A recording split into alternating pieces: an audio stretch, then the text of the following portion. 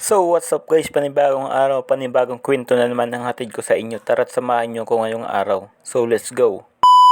Ngayon nga ay meron tayo ditong 4 na bangus. Lulutuin nga lang pala natin ito sa simpleng luto. Ito nga ay ibababad nga lang natin ito sa suka at ating piprituhin. Pagkatapos nga natin mahugasan ito ng mabuti ay inilagay na natin ito sa malalim na lagayan.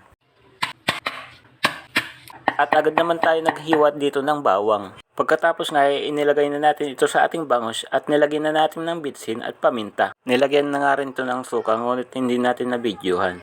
Pagkatapos nga ay ibababad lang natin siya ng ilang segundo para kumapit ang sangkap na ating inilagay sa ating bangus. Paglipas nga ng ilang segundo ay agad naman tayo nagpainit ng kawali at nung mainit na nga ito ay ating nilagyan ng mantika at nung mainit na nga ay nilagay na ang ating bangus. Hinintay ko nga lang ito maging golden brown at nung golden brown na nga ito ay akin na itong binaliktad. So yun nga, naluto na ang ating first batch na bangus at agad ko naman itong inilagay sa lagayan at inilagay na natin ang second batch na ating bangus. Paulit-ulit lang nga ang aking ginawa.